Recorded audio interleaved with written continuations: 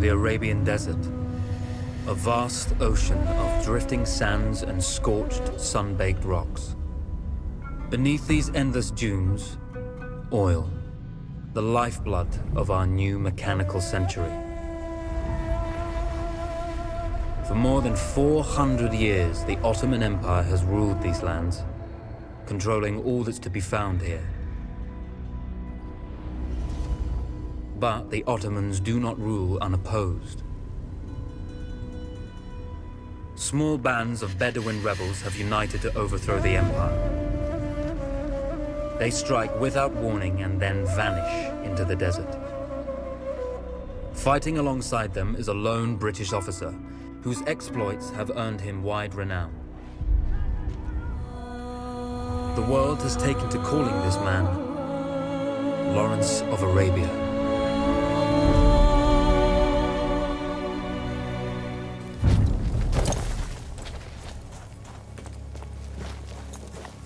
A lone fighter has just one advantage over a large enemy force.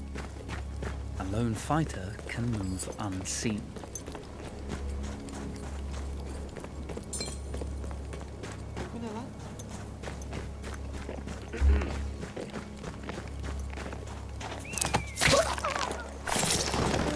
The tribesmen fought unconventionally, using weapons they knew well. Endurance, individual intelligence, and courage were their primary assets.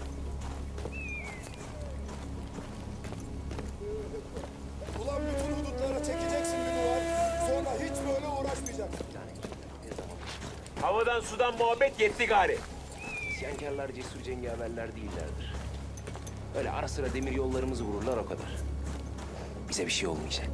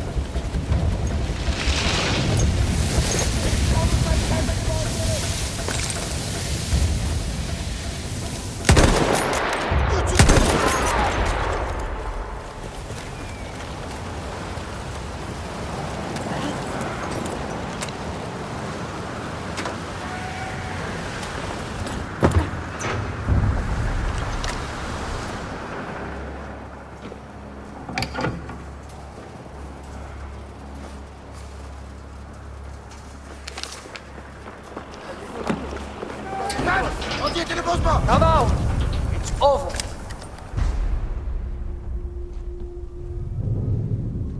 Well, you did not think we would be fast enough to catch you here, did you? Lawrence of Arabia.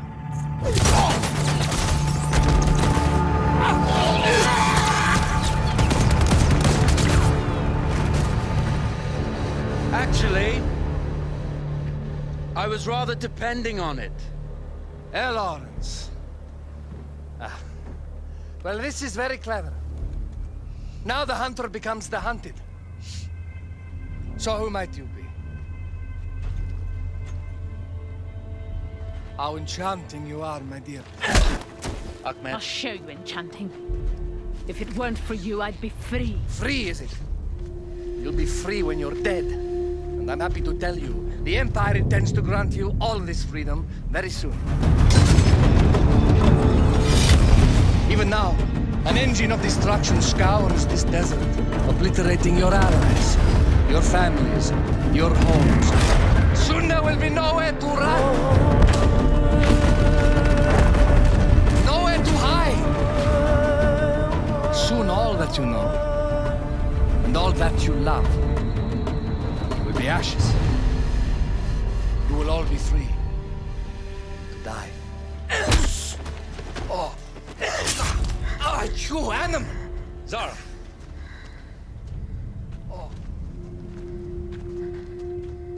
Now, I understand that you would like nothing more than to strip the flesh from that man's feet and send him off into the desert naked to die. But think about it. You're right. I'm sorry. My friend here, she can be a little brusque. You're going to tell me how to lie to your train so we can lure it into a trap and destroy it. Impossible. To even begin to talk to that train, you would need an entire book of communication codes. Oh, like this one, you mean? You can never stop the progress of machines. One day, the whole world will take your lands and the precious black gold beneath its sands. We shall see, my friend.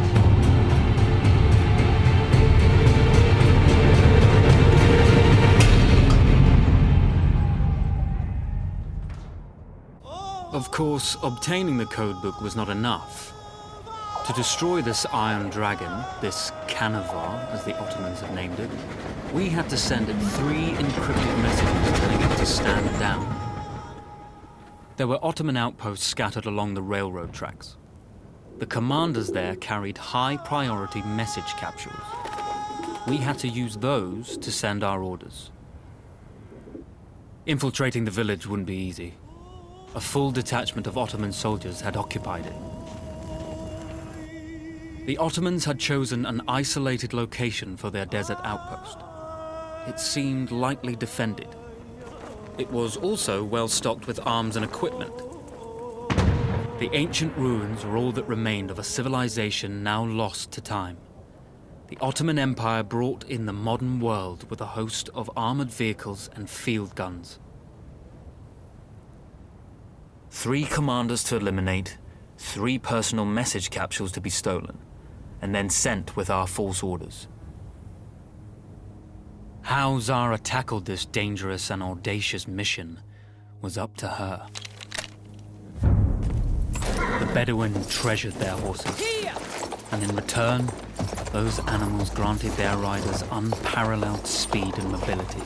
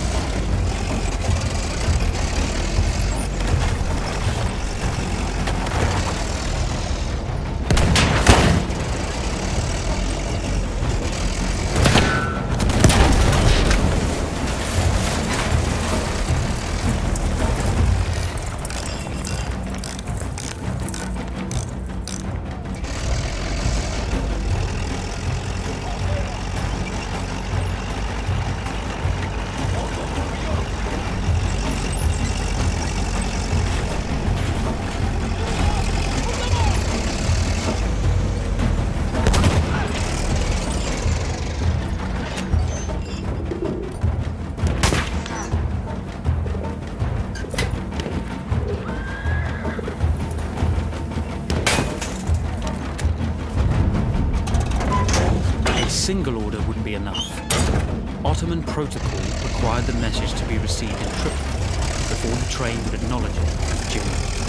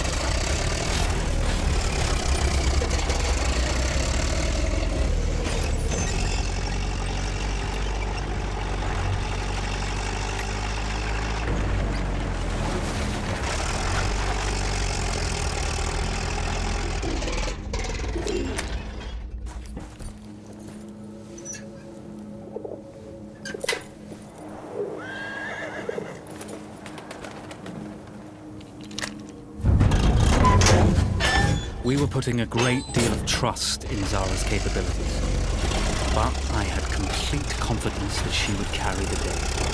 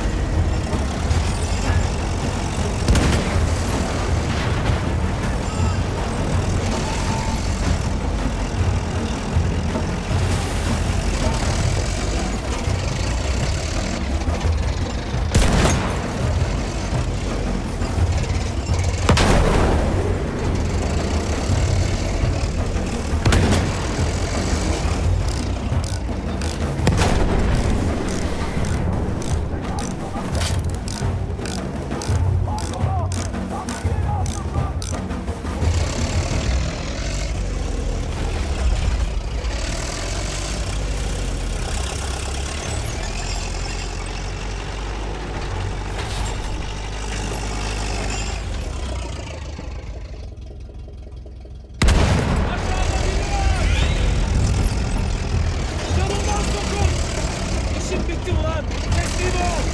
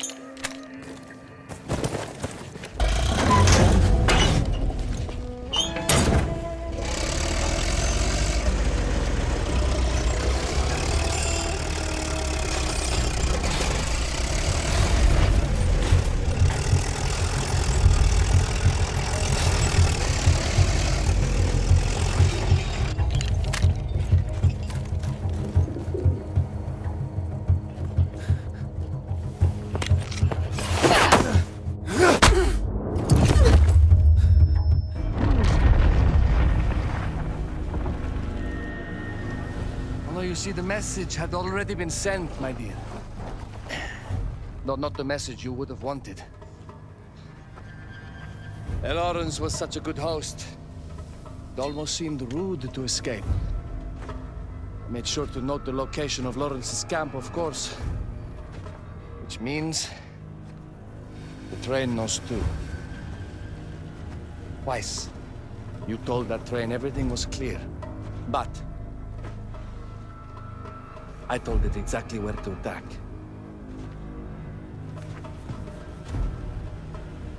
The beast has your scent, my dear.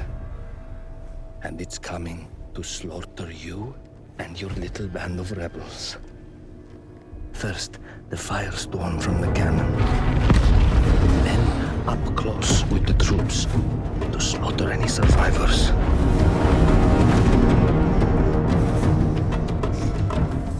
The legend of Lawrence of Arabia dies tonight.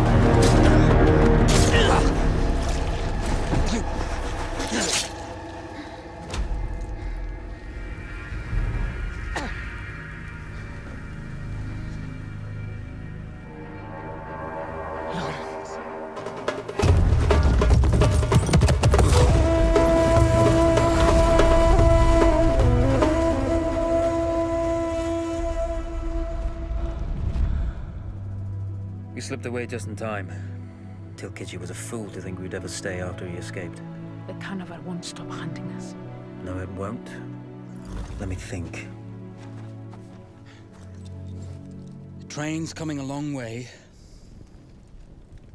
So it'll have to stop to take on water. That's where we strike. Agreed. I'll deal with any sentries, then rig explosives on the track. Yes, and I'll rally our fighters. When I blow the lines, the train will be trapped. So when you hear the blast, you need to attack them with everything you have. It's good. But you know that there's a chance the men may not come. You may set off those explosives and find you're out there all alone. You know that. I guess I won't know either way until I set it off.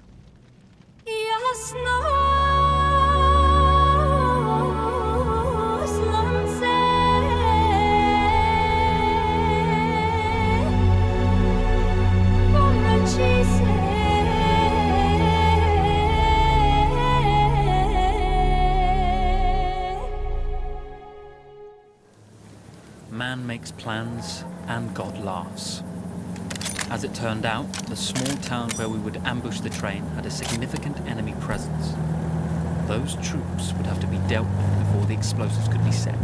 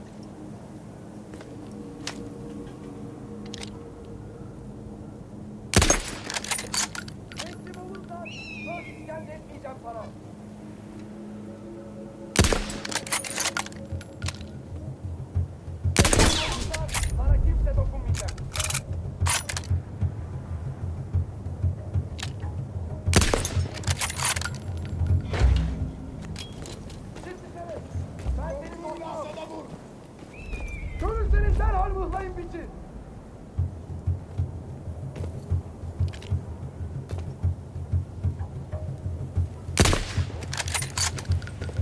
İşkence etmeyeceğim sana.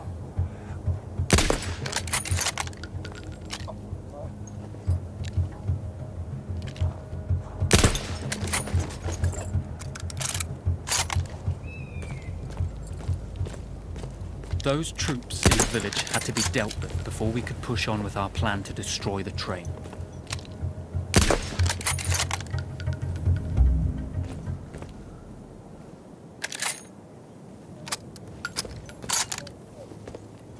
Görürseniz derhal mıhlayın biçin. Bana bırakın. Bak şimdi çıkarsan canını yaşayacağım. Bak beni ne kadar çıkararsan o kadar çok azal bozuluyor. Gördüğünüz yerde vurulsun kafanayı. Bulursanız bana haber eyleyin. Defterini ben dürmek isterim. Selam kardeşim. İyi misin?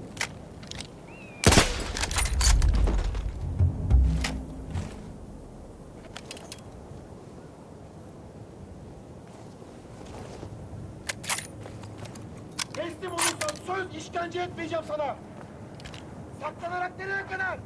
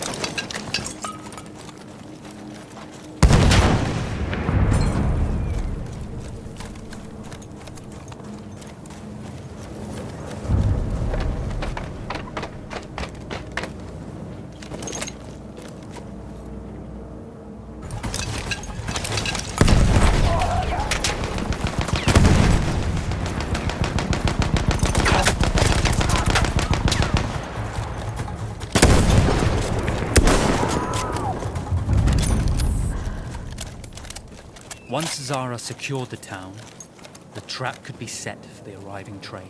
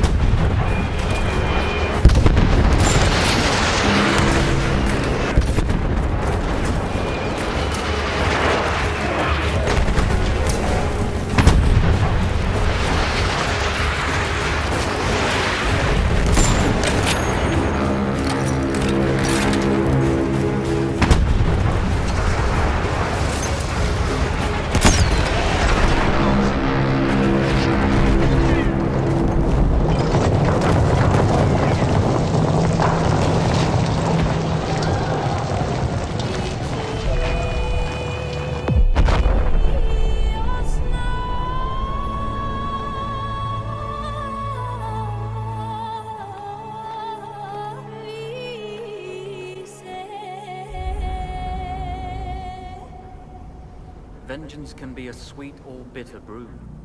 How did you find it, Zara?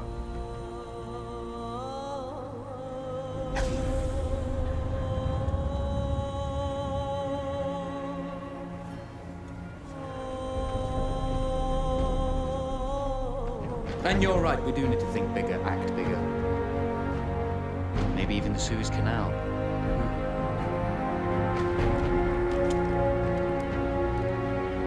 Tell me, what do you know about battleships?